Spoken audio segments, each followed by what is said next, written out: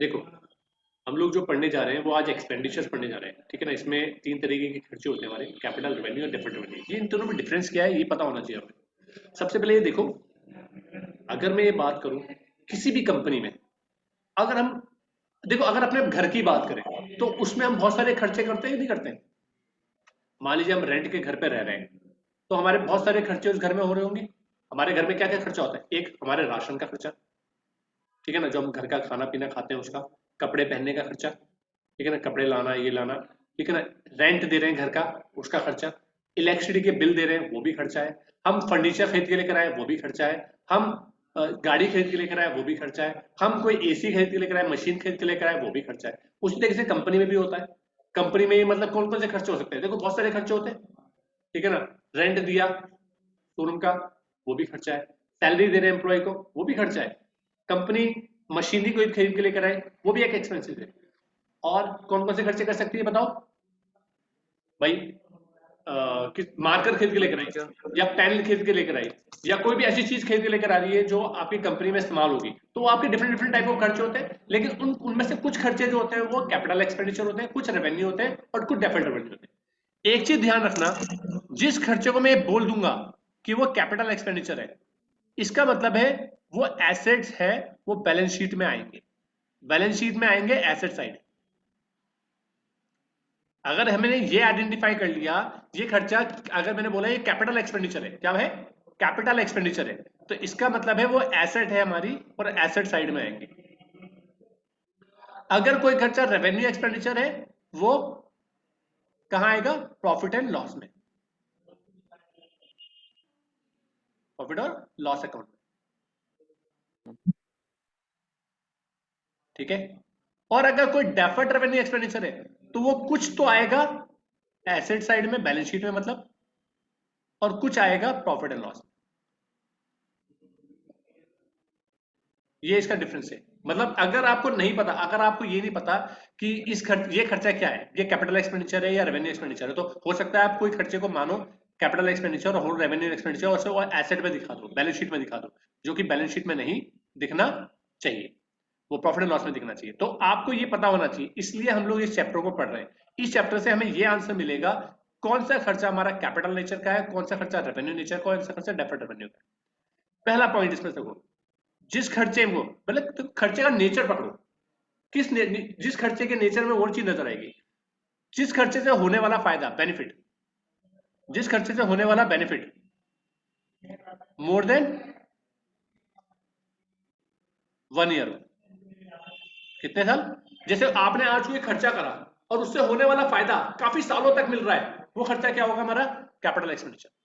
जैसे कि मैं फर्नीचर खरीद के लेकर आया, तो जब मैं फर्नीचर खरीद के लेकर आया हूं, वो मुझे काफी सालों तक बेनिफिट कमा के देगा, मुझे रेवेन्यू कमा के देगा, तो इसलिए वो खर्चा क्या है? Capital expenditure. मैं एसी खरीद के लेकर आया अपने ऑफिस के लिए, तो एसी 1 साल तक तो नहीं चलेगा ना, काफी सालों तक के लिए खर्चा है ये, काफी सालों तक मुझे रेवेन्यू कमा के देगा, मेरे बिजनेस में लग रहा है, तो ये भी क्या है? Capital expenditure. मान लीजिए यस सर। मैं कोई चेयर खरीद के लेकर आया, या मैंने कोई कंप्यूटर खरीदा, तो कंप्यूटर जो मैंने खरीदा वो 1 साल के लिए तो नहीं रेवेन्यू कमा के देगा, मुझे काफी सालों तक कमा के देगा, बेनिफिट देगा, तो इसलिए वो खर्चा क्या है हमारा? Capital expenditure. क्लियर? हम्म। दूसरा पॉइंट, जिस खर्चे से हमारी वर्किंग एफिशिएंसी, क्या? वर्किंग एफिशिएंसी इंक्रीज हो रही है। जिस खर्चे से, जैसे मैंने कोई खर्चा करा और उससे हमारी काम करने की क्षमता जो है वो बढ़ रही है। जैसे कि एग्जांपल क्या है? जैसे मान लीजिए मैंने एक मशीनरी ली, वो मशीनरी एक दिन में 300 प्रोडक्ट 100 प्रोडक्ट बना पा रही थी। कितने प्रोडक्ट? 100 प्रोडक्ट बना पा रही थी, एक दिन में 100 प्रोडक्ट बना पा रही थी। अब हुआ क्या, मेरा एक फ्रेंड आया, उसने मुझे बोला कि सर, ये मशीनरी आपने ली, मैंने भी ली है, कितने प्रोडक्ट बना लेती? मैंने कहा 100 प्रोडक्ट बना लेती। कहने कैसी बात कर रहे हो सर, मैंने ये मशीनरी 300 प्रोडक्ट बनाती है एक दिन में। मैंने कहा यार कैसी बात कर रहे हो यार, मेरी तो 100 प्रोडक्ट बनाती है। मैंने कहा चेक करना है, उसने चेक करा, उन्होंने कहा यार सर ये देखो इसमें इंजन कौन सा लगा रखा है, अगर आप इसका इंजन बदलवा दो ना, आपने मशीनरी 10 लाख रुपए की ली थी, लेकिन अगर आप 1 लाख रुपए का और खर्चा कर दो इसमें, और इसमें इसका इंजन बदलवा दो, तो ये 300 प्रोडक्ट बनाने लगेगी। तो मैंने 1 लाख रुपए का खर्चा और कर दिया। तो ये जो खर्चा मैंने किया, इससे मेरी काम करने की क्षमता बढ़ गई, काम करने की क्षमता बढ़ गई, मेरी वर्किंग एफिशिएंसी बढ़ गई, तो उसके लिए उस खर्चे को भी हम क्या बोलेंगे, capital expenditure. Clear? Yes sir. तीसरी चीज हमें उसमें नजर आएगी, नॉन रिकरिंग नेचर का होगा वो।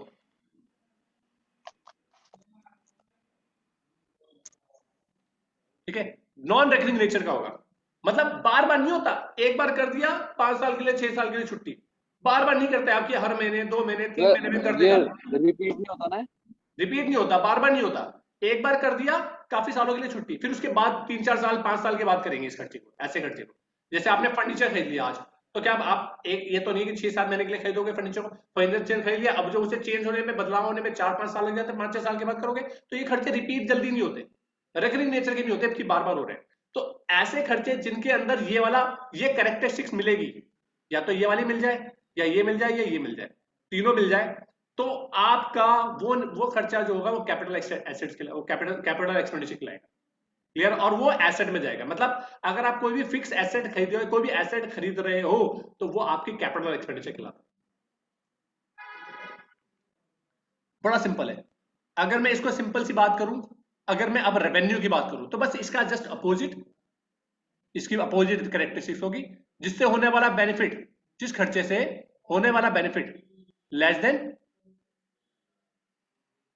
1 ईयर हो, जिससे होने वाला फायदा 1 साल से कम के अंदर अंदर मिल जाएगा, वो खर्चा क्या है आपका, रेवेन्यू एक्सपेंडिचर। क्या है वो? जैसे जैसे मान लीजिए आज मैंने अपने स्टाफ को सैलरी दी, 1 महीने की सैलरी दी, तो 1 महीने उन्होंने काम करा और उससे मैंने बेनिफिट भी कमा लिया, तो आज जो मैंने एक महीने की सैलरी दी है, उससे होने वाला फायदा भी मुझे मिल गया ना 1 महीने के अंदर अंदर। मान लीजिए मेरे इंस्टीट्यूट में मैंने फैकल्टी को पेमेंट दी, 1 महीने की मैंने उन्हें क्या दिया, सैलरी दी, तो 1 महीने की बच्चों ने फीस भी तो दे दी, 1 महीने की सैलरी के बेसिस पे 4-5 महीने की, या 1 साल की 2 साल की फीस तो नहीं दे देगा कोई बंदा। 1 महीने का खर्चा किया, और 1 महीने के अंदर अंदर 1 साल के अंदर अंदर ही उसका बेनिफिट भी मिल गया मुझे। मैंने रेंट पे करा 1 महीने का, 1 महीने का रेंट पे करा, उससे होने वाला फायदा 1 साल के अंदर अंदर ही मिल गया, उससे होने वाला फायदा भी 1 साल के अंदर अंदर ही मिल गया, तो इसका मतलब वो खर्चा क्या हमारा, रेवेन्यू एक्सपेंडिचर। क्लियर? करेक्ट है ना? इलेक्ट्रिसिटी का बिल, जो इलेक्ट्रिसिटी का बिल आपने दिया, वो खर्चा आपका क्या होगा, रेवेन्यू एक्सपेंडिचर। समझ में आ गई बात? है रेवेन्यू क्यों होगा इलेक्ट्रिसिटी का बिल? रेवेन्यू है, रेवेन्यू एक्सपेंडिचर है, रेवेन्यू नहीं है, रेवेन्यू एक्सपेंडिचर है। नहीं मतलब रेवेन्यू वही एक्सपेंडिचर, रेवेन्यू रेवेन्यू एक्सपेंडिचर क्यों एक्सपेंडिचर होगा? इसलिए है क्योंकि देखो आपने 1 महीने की बिजली का बिल दिया, अब जैसे मेरा इंस्टीट्यूट है, मेरे इंस्टीट्यूट में 1 महीने का मैंने रेंट इलेक्ट्रिसिटी का बिल दिया, तो 1 महीने मैंने कमा भी तो लिया भाई, मैंने अगर मान लीजिए 4,000 रुपए 5,000 रुपए बिल दिया, तो उससे होने वाला फायदा, मतलब बिजली जो मेरी फीस आई है, वो 1 महीने की फीस भी तो मेरे को मिली है, अगर वो मेरे इलेक्ट्रिसिटी का खर्चा हुआ, उससे मैंने कमाया भी तो है, 1 महीने के अंदर कमा लिया उसके अंदर। मान लीजिए मैंने कोई 3-5-6 हजार रुपए के रेंट इलेक्ट्रिसिटी का बिल दिया, उसके 1 महीने के रेंट के बेसिस पे, या 1 महीने के बिल के पेमेंट पे बेसिस पे, आप 4-5 महीने की फीस तो नहीं ले सकते किसी बंदे को, 1 महीने के अंदर ही अंदर मिल जाएगी, 1 साल के अंदर अंदर ही मिल गया उसका बेनिफिट, इसलिए वो हमारा क्या, रेवेन्यू नेचर है। ये समझ लो, जो रेगुलर रेवेन्यू कमाने के लिए जो खर्चा हो रहा है ना, वो हमारा एक्सपेंडिचर, रेवेन्यू एक्सपेंडिचर। पहली बात समझ में आ गई? दूसरा, दूसरा है जो खर्चा आपने करा, क्यों, कि हमारा बिजनेस जो है स्मूथ रन करे, स्मूथ रनिंग के लिए, कि भाई बिजनेस हमारा स्मूथली रन करता रहे, जैसे चल रहा है ना वैसे चलता रहे, मतलब उसके वो नीचे ना गिरे। जैसे कि इसमें क्या मतलब है इसका, जैसे मान लीजिए मेरी क्लासरूम है, अब क्लासरूम अभी तो चमक रही है, अब ये 3-4 2 महीने हो गए, 4 महीने हो गए, इसमें जाले लगने स्टार्ट हो गए, अब मैंने क्या करा, मैंने बुलाया एक बंदे को, मैंने बोला व्हाइट वॉश कर दे इसमें। अब जो वो व्हाइट वॉश करा, तो मेरी कंपनी का खर्चा है वो, अब उस खर्चे को मैं क्या बोलूं, उस खर्चे को मैं प्रॉफिट एंड लॉस में दिखाऊं या बैलेंस शीट में दिखाऊं, क्योंकि प्रॉफिट एंड लॉस में दिखा रहा है तो मेरे को अगर ये रेवेन्यू नेचर का है तो प्रॉफिट एंड लॉस में, और कैपिटल नेचर का है तो बैलेंस शीट में जाएगा। तो मुझे ये कैसे पता चलेगा, देखो अगर मैं व्हाइट वॉश नहीं करवाऊंगा, और मैं मान लीजिए कोई मेरे पास एडमिशन आएगा, अब एडमिशन मैंने मान लीजिए फीस रख रखी 50,000 रुपये, अपने पूरे सेंटर की जो फीस रख रखी है बच्चे की 50,000 रुपये रख रखी। अब वो बच्चा आया, कहने लगा कि सर आप 50,000 रुपये फीस तो मांग रहे हो, लेकिन आपकी जो सेंटर है वो तो बहुत गंदा पड़ा है, मैं तो नहीं दूंगा इस फीस, मतलब 50,000 की अगर फीस मांग रहा हूँ या फीस मांग रहा हूँ, तो उसके लिए मुझे अपने चीजों को मेंटेन करके रखना पड़ेगा। अपने सब चीजों को मेंटेन, मेरी क्लासेस, मेरी चेयरें टूट रखी है, उन्हें मैं रिपेयर नहीं करवा रहा हूँ, रिपेयर एंड मेंटेनेंस उसमें नहीं करवा रहा हूँ, तो क्या होगा, मेरे रेवेन्यू में असर पड़ेगा। तो अगर मैं कोई ऐसा खर्चा करता हूँ जिससे मेरी रेवेन्यू मेंटेन रह रही है, मतलब मेरी बिजनेस मेंटेन रह रहा है, तो उसको उस खर्चे को भी रेवेन्यू एक्सपेंडिचर को बोला जाएगा और उसको भी अपनी बुक में दिखाना है। क्लियर? हेलो? तीसरा पॉइंट, यस सर। अगर कोई खर्चा आपने करा और वो किस लिए है, रिकरिंग नेचर का है, बार बार होता है, आप बार बार करते हो उस खर्चे को, रिकरिंग नेचर का है, बार बार करते हो, मतलब ऐसा नहीं कि आज कर दिया, फिर देखो सैलरी है बार बार दी जाती है हर महीने, रेंट है बार बार दिया जाता है, ठीक है ना, इलेक्ट्रिसिटी का बिल है बार बार दिया जाता है, रिपेयर से मेंटेनेंस साल में कई बार निकलती है, बार बार निकलती है, आज निकल सकते हैं, फिर निकल जाएगी, स्टेशनरी का सामान मंगा रहे हो, बार बार मंगा रहे हो स्टेशनरी का सामान, ठीक है ना, साल के अंदर बहुत सारी, मतलब ये रिपीटेडली होते रहते हैं कुछ टाइम इंटरवल के बाद, ठीक है ना, ये ऐसा नहीं कि आज कर दिया 4-5 साल के लिए छुट्टी। तो ये नेचर का खर्चा अगर आपको मिलता है तो वो खर्चा आपका कहां जाएगा, प्रॉफिट एंड लॉस में, रेवेन्यू नीचे अकाउंट। समझ में आया? यस और नो? गुड। Yes sir.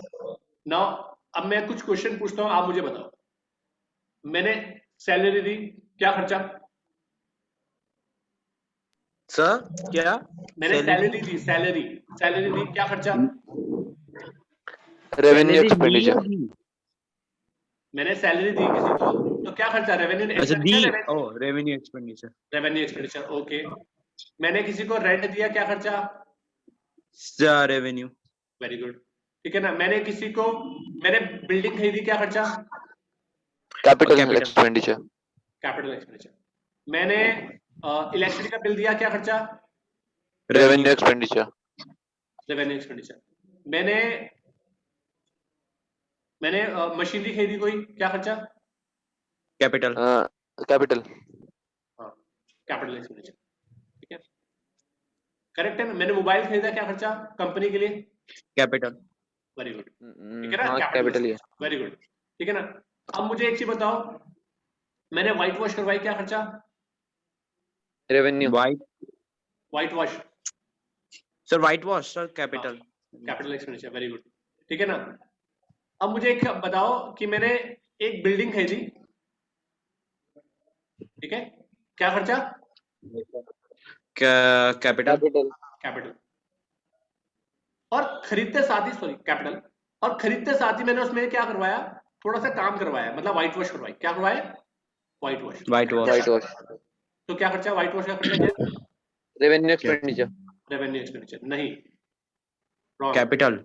ये कैपिटल एक्सपेंडिचर। देखो यहां पर क्या है, रेवेन्यू एक्सपेंडिचर, और यहाँ पर कैपिटल एक्सपेंडिचर। ये क्यों है, समझो इसको, इस बात को समझो। देखो होता क्या है कि जैसे मान लीजिए मैंने एक एक्टिवा खरीदी, क्या खरीदी? एक एक्टिवा।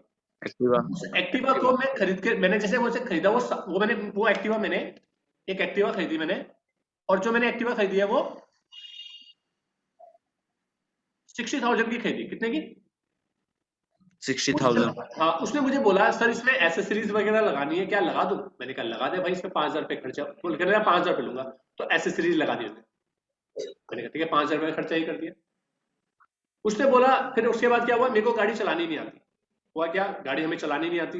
घर में मैंने फोन करा तो घर वालों को किसी को चलानी नहीं आती, तो मैंने कहा टो करवा देते हैं, यहाँ से वहां तक टो करवा देते हैं। तो 2,000 रुपये वाले टो करने वाले ने ले लिया, ठीक है ना, 2,000। अब मैं जब घर जा रहा था तो फोन आने लगे कि भाई कब लेके आओगे गाड़ी, मेहमान आ रखे हैं यहाँ पे देखने के लिए। अच्छा मेहमान आ रखे हैं, तो मेरे दिमाग में आया चलो मिठाई का डब्बा भी ले लो। एक मिठाई का डब्बा मैंने और ले लिया, जो कि मेरे को पड़ा 3,000 रुपये। कितने का? 3,000 रुपये का मिठाई का डब्बा बिल पड़ गया, ठीक है ना। अब मैं जब घर पहुंचा तो लोगों ने पूछा कि भाई कितने, क्या बढ़िया गाड़ी ले ली, सब कुछ अच्छी तरीके से, मतलब बहुत तारीफ करने लगे। लेकिन मेहमान जो होते हैं वो एक सवाल लेकर आते हैं मन में, जो बाद में पूछते हैं सबसे आखिर में। क्या होता है वो जवाब, क्या होता है सवाल? कितने की? हाँ, गाड़ी कितने की पड़ी, मतलब ये दिमाग में लेके आते हैं कि पूछेंगे कितने की पड़ी। तो तुम मुझे बताओ कितने की बताओगे? 60,000। 60,000 की बताओगे? तुमने बताया 60,000। नहीं 65,000। 65,000 की तुम बताओगे? 65,000 की, चलो ठीक है। तुमने बताया सर 65,000 की। तुम्हारे एक भैया चाचा जी आ रखे थे, उन्होंने बोला 65,000 की, अरे यार मुझसे लो 65,000 रुपीज और आप दूसरी ले लेना, ये एक्टिवा मुझे दे दो। आप दे दोगे 65,000? नहीं। क्यों? मैंने उतनी की तो पड़ी है। तुमने कहा तुम देना चाह रहे हो, तुम देना चाह रहे हो, तुम बोलोगे ठीक है आप ले लो, लेकिन क्या 65 की दे दोगे आप? नो सर, फिर कितने की दोगे? एक्स्ट्रा 8 7 ये 67,000। 67,000? अच्छा, नहीं, वो तुम 300 डब्बे, वो तुम 300। बोलोगे मिठाई का डब्बा भी तो मैंने इसीलिए खर्च करा था, मिठाई के डब्बे का क्या करोगे? ये बोलोगे सर ये यस। डब्बा भी ले जाओ आप, और 3,000 रुपये ये भी हुए, मेरे को 70,000 की हाँ, पड़ी है, यहाँ घर तक लाने तक का खर्चा जो है मेरा 70,000 रुपये का आया इसमें। तो सारे आप 70,000 रुपये उससे मांगोगे, क्योंकि मेरे को भाई वो मिठाई का डब्बा क्यों लिया? अब मिठाई, वो गाड़ी तो ले गए 67 की, मिठाई का डब्बा तुम अपने पास रखोगे तो तुम्हारा तो 3,000 रुपये का नुकसान ही हो गया, अगर बिजनेस पॉइंट ऑफ से सोचो तो, यस सर। है ना? तो कहने का मतलब है तुम्हारे लिए जब तक उस एसेट को इस्तेमाल नहीं करा आपने, उसके ऊपर होने वाला जो भी खर्चा होगा वो सारा का सारा उसकी कॉस्ट में इंक्लूड होता है ना? Yes sir. मतलब अगर यूज नहीं करा तब तक वो उसकी कॉस्ट ही है। हाँ, जब तक वो उसकी वैल्यू में ऐड हो रहा है। इसी तरीके से जैसे मैंने बोला, बिल्डिंग तुमने खरीदी 10 लाख रुपए की, तो वो कैपिटल एक्सपेंडिचर है, वेरी गुड। खरीदने के बाद तुमने देखा इसमें व्हाइट वॉश नहीं हो रही, ठीक नहीं हो रही थी, आपने खरीदते साथ ही तुमने 1 लाख रुपए की व्हाइट वॉश करवा दी, तो ये खर्चा भी क्या है? ये भी इसकी इंक्लूड होगा, और ये एसेट, ये बिल्डिंग तुम्हारी कहलाएगी 11 लाख रुपए की। तुम किसी को बोलोगे तो बोलोगे मेरे को 11 लाख की पड़ी, ये तो बोलोगे। Yes sir. इसीलिए इस तरीके के व्हाइट वॉश को तुम किस में इंक्लूड करोगे? कैपिटल एक्सपेंडिचर में। लेकिन कैपिटल। हाँ, अगर तुम 4-5 महीने उसे इस्तेमाल कर लो उस बिल्डिंग को, और फिर वो गंदी हो गई, तो अब उसे उसको मेंटेन रखने के लिए कर रहे हो, मतलब उसको अब आप खर्चा करोगे, जो तुम व्हाइट वॉश करवाओगे वो इसलिए करवा रहे हो क्योंकि चीजें गंदी हो गई है, उसे पहले की तरह लाने के लिए तुम उसको व्हाइट वॉश में लगा रहे हो। ये बात समझ आ रही? तब वो रेवेन्यू एक्सपेंडिचर हो जाएगा। रिपेयर्स करवा रहे हो ना, अब रिपेयर मेंटेनेंस करवा रहे हो तुम, अच्छा क्लियर है? अच्छा इसका मतलब है यस सर। बिल्डिंग खरीदने के टाइम पे हो सकता है बहुत सारा तुमने खर्चा करा हो, क्या? जैसे बिल्डिंग खरीदी, बिल्डिंग की रजिस्ट्री करवाई, ठीक है ना, ब्रोकर को फीस दी, जो होते हैं ना बीच में दलाल होते हैं उन्हें पैसे देते हैं, तो सारी वैल्यू जो है वो आपकी क्या होगी? कैपिटल एक्सपेंडिचर होगी। उस बिल्डिंग को खरीदने तक का, इस्तेमाल में लाने तक का जितना भी खर्चा होगा सारा का सारा कैपिटल एक्सपेंडिचर। समझ में आई बात? Yes sir. फिर से स्टार्ट करें? Yes sir. ठीक है, तो अब मुझे बताओ कि मैंने स्टेशनरी खरीदी, क्या खर्चा? और कैपिटल। स्टेशनरी क्या? स्टेशनरी, नहीं पेन पेंसिल नहीं, रबड़, revenue revenue revenue revenue. Revenue expenditure, very good, revenue expenditure बेटा, बार बार रिपीट खर्चा होता है। और स्टेशनरी कितने दिन तक चलती है? पेन कितने दिन तक कमा के दे देगा? 1 महीना, 1.5 महीना, 2 महीने, है ना? Yes sir. इसलिए रिपीटेडली होता है, तो रेवेन्यू एक्सपेंडिचर। कार खरीदी, क्या खर्चा? कैपिटल। कैपिटल। कार खरीदते साथ ही मैंने उसे रिपेयरिंग करवाने के लिए भेज दिया, तो क्या खर्चा हुआ रिपेयरिंग का? कैपिटल। Repairing revenue. खरीदते साथ ही रिपेयर का खरीदते साथ कैपिटल ही है। रिपेयर। कैपिटल, ये वही बात तो होगी। कार खरीदी और मैंने उसे फिर सर्विस करवाने के लिए भेज दिया, अभी मैंने इस्तेमाल में लाया भी नहीं हूँ, खरीदते साथ ही भेज दी, तो जो हाँ, खर्चा होगा वो क्या होगा? Capital expenditure. समझो, कैपिटल। समझा? फिर मैंने 4-5 महीने यस इस्तेमाल सर। करा, फिर मैंने रिपेयर करवाने के लिए भेजा, तो देन रेवेन्यू। समझ में आती बात? Yes sir. एक बिल्डिंग खरीदी, क्या खर्चा? कैपिटल। कैपिटल। बिल्डिंग के ऊपर मैंने 4-5 महीने के बाद एक और फ्लोर बना दिया ऊपर, उसमें भी खर्चा है, वो क्या खर्चा? वो किसमें चलेगा? Capital. Revenue very good, revenue. Capital expenditure, क्योंकि उसकी एफिशिएंसी कैपिटल। बढ़ गई ना। पहले यहाँ पे एक क्लास चल सकती थी, अब ऊपर भी क्लास चल सकती है, एफिशिएंसी बढ़ गई ना, तो हाँ। तो इसका मतलब है वो हमारा कैपिटल एक्सपेंडिचर। अच्छा मुझे बताओ, मैंने मोबाइल खरीदा, क्या खर्चा? कैपिटल। कैपिटल, ठीक है ना? मोबाइल को इस्तेमाल करते करते मुझे 6 महीने हो गए। अब पहले जब मैं मोबाइल खरीदा था वो 2 दिन का बैकअप दे रहा था, कितने दिन का? सोच के देना जवाब, ठीक है? दो। 2 दिन का बैकअप दे रहा था।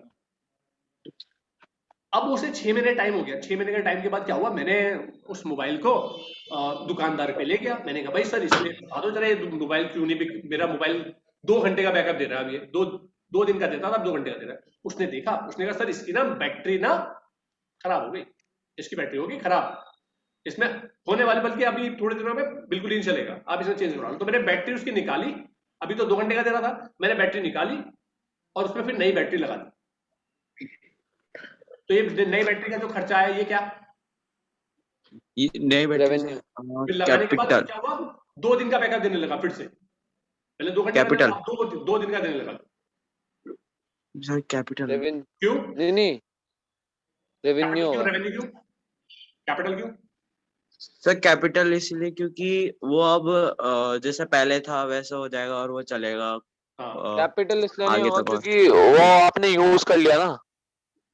कैपिटल में कैपिटल की ये कैरेक्टरिस्टिक्स है, कौन सी कैरेक्टरिस्टिक्स उसकी कंप्लीट हो रही है, फुलफिल कर रहा है वो? फिर तो रेवेन्यू का स्लो होगा क्योंकि smooth working. Very good, very good भाई, ये रेवेन्यू नेचर का होगा। कैपिटल नेचर का कैसे हुआ? एक चीज बताओ, तो ये बोल यस सकता था, तुम ये बोल सकते थे कि सर क्योंकि इसकी वर्किंग एफिशिएंसी बढ़ गई। अभी तो वर्किंग एफिशिएंसी थी ना भाई, भी 2 घंटे का बैकअप दे रहा था, मैंने कोई खर्चा करा, उसकी वर्किंग एफिशिएंसी अब 2 दिन का बैकअप दे रहा है फिर से, तो वो वर्किंग यस एफिशिएंसी बढ़ गई ना। लेकिन नहीं, वर्किंग एफिशिएंसी का मतलब क्या होता है? जैसे मान लीजिए, देखो जब मैं नया लेकर आया था तो 2 दिन का बैकअप दे रहा था, अब मैंने उसमें कुछ रिपेयर से मेंटेनेंस करवाया तो भी वो 2 ही दिन का बैकअप दे रहा है, तो इसका मतलब है मैंने उसे उस लेवल पे मेंटेन रखने के लिए खर्चा किया है ना। यस सर तो इसलिए उस खर्चे को हम क्या बोलेंगे, क्या बोलेंगे? यस सर स्मूथ रनिंग के लिए, मतलब उसके स्मूथ रनिंग के लिए वो खर्चा किया है, तो इसलिए वो खर्चा क्या होगा? Revenue nature. देखो कितनी बारीकी है इसमें, अगर ये तुम्हें समझ में आ गया ना तो तुम्हारे लिए कोई दिक्कत नहीं होगी बैलेंस शीट बनाना, प्रॉफिट एंड लॉस बनाना, कुछ भी चीज जनरल एंट्री लेजर वगैरह कुछ बनाने की दिक्कत ही नहीं होगी। आ रहा समझ में? Yes sir very good. Last topic है डेफर्ड रेवेन्यू एक्सपेंडिचर, इसे भी कंप्लीट कर लेते हैं। डेफर्ड रेवेन्यू एक्सपेंडिचर क्या होता है? डेफर्ड रेवेन्यू एक्सपेंडिचर वो खर्चा होता है जो होता तो रेवेन्यू नेचर का है। किस नेचर का? इस नेचर का, लेकिन वो उससे होने वाला फायदा काफी सालों तक मिलता है, उस खर्चे को हम बोलते हैं डेफर्ड रेवेन्यू एक्सपेंडिचर। ठीक है, उसमें एक एग्जांपल है जैसे कि एडवर्टीजमेंट। एडवर्टीजमेंट क्या होता है? वो रेवेन्यू एक्सपेंडिचर होता है क्योंकि ये बार बार होता है, ठीक है ना, और हमारे बेनिफिट्स बार बार देता है, और एक साल कुछ देखो छोटे छोटे बेनिफिट होते हैं, जैसे मैंने कोई ऐड दे दिया, पैम्पलेट छपवा लिए, तो उससे क्या होता है, एडमिशन जो आते हैं वो 3 महीने तक 4 महीने तक ही उसका असर पड़ता है। जैसे मैंने कोई ऐड दिया, कुछ ऐड ऐसे होते हैं जिसका ऐड का असर, जैसे मैंने कोई पैम्पलेट आपकी न्यूज़पेपर में आते हैं, वो मैंने खर्चा किया पैम्पलेट में छपवाने का, तो वो खर्च, उसका जो इफेक्ट है आपके दिमाग में सर 1 महीने 10 दिन का रहेगा, और उसी टाइम पे अगर मेरे पास एडमिशन आ गए तो आ गए, उसके बाद नहीं आते। तो यहाँ पे उस ऐड की बात नहीं करी जाती, यहाँ पे बात करी जाती बहुत लंबे बड़े ऐड की। क्लियर है? जैसे मान लीजिए मैंने एक परेड ग्राउंड बुक कराया और उसमें ना मैंने अपने इंस्टीट्यूट का ऐड दिलवाना है और मैंने शाहरुख खान को बुलाया। अब क्या होगा, बहुत सारे लोग वहां पर आएंगे उस ऐड को देखने के लिए, आए ना? हेलो, यस सर ठीक है, तो अब आए अब हो सकता है देखो मेरे इंस्टीट्यूट के लिए आए ना आए, लेकिन क्या हुआ, शाहरुख खान को देखने के लिए लोग जरूर रहेंगे, भीड़ लग गई। अब वहां पर जब भीड़ लग गई तो लेकिन जब वहां पर लोग आए तो शाहरुख खान सिर्फ मेरे बारे में बात कर रहा था, मेरे इंस्टीट्यूट के बारे में बात कर रहा था, तो लोगों को ये पता चल गया कि हाँ एक इंस्टीट्यूट है, दैट इज एडीएम, एक इंस्टीट्यूट है। उस इंस्टीट्यूट या इसका नाम मैंने दे दिया जैसे एडीएम, तो एक इंस्टीट्यूट है, इस इंस्टीट्यूट पे ही, इस इंस्टीट्यूट के क्या में पढ़ाया जाता है, टैली पढ़ाया जाता है, अकाउंट्स पढ़ाया जाता है, या फिर अकाउंटिंग पढ़ाई जाती है। तो ये पता चल गया लोगों को, जिसको इंटरेस्ट था मेरे इंस्टीट्यूट पे, ठीक है उन्होंने एडमिशन ले लिया, जिनका इंटरेस्ट नहीं था वो अपने अपने जॉब पे चले गए। अब हुआ क्या, 2 या 3 साल के बाद किसी बंदे ने, उनके बॉस ने बोला जाओ जरा एक्सेल सीख कर आओ। अब उनके दिमाग में आता कि मैं देहरादून जा रहा हूँ तो मुझे कहाँ से सीखना चाहिए, तो क्या उस ऐड का इतना बड़ा इफेक्ट होगा कि वो मेरे को मेरे इंस्टीट्यूट का नाम याद रखेगा, है ना? यस सर है ना? तो उस ऐड की बेस पे मेरे पास काफी सालों तक क्या आया, रेवेन्यू आया, पैसा कमाया गया मैंने। तो नेचर किसका है, ये बेनिफिट मुझे मिला काफी 1 साल से ज्यादा, लेकिन वो है नेचर किस नेचर का, रेवेन्यू नेचर का, इसलिए उसको बोला गया डेफर्ड रेवेन्यू। तो उस खर्चे को हम, जैसे 3 लाख रुपए का मैंने वो ऐड करवाया एग्जाम्पल के तौर पे, तो ये मान लीजिए इससे होने वाला फायदा मुझे 3 सालों तक मिल जाएगा, तो इसका मतलब है हम इसे 3 से डिवाइड करेंगे और 1 लाख रुपए का खर्चा हर साल दिखाएंगे, 1 लाख रुपए का खर्चा दिखाएंगे इस साल प्रॉफिट एंड लॉस में, और बाकी जो 2 लाख रुपए बचे हैं वो हम कहां दिखा देंगे, बैलेंस शीट में। फिर अगले साल 1 लाख रुपए का खर्चा दिखाएंगे, इसमें से माइनस करके, फिर अगले साल 1 लाख बच जाएगा, फिर अगले साल, मतलब हर साल 1 लाख रुपए प्रॉफिट एंड लॉस में दिखाएंगे, बाकी बचा हुआ बैलेंस शीट में, मतलब ऐसे खर्चे को डिवाइड कर देंगे। ठीक है, ओह यस सर। ठीक है, तो बाकी हम लोग कल करते हैं, ठीक है? Yes sir. ठीक है, तो आज इतना ही यस करते सर। हैं हम लोग, उसके बाद फिर हम लोग बाकी चीजें करेंगे। ठीक यस है। Sir, thank you sir. Okay, bye bye, take care. Thank you sir.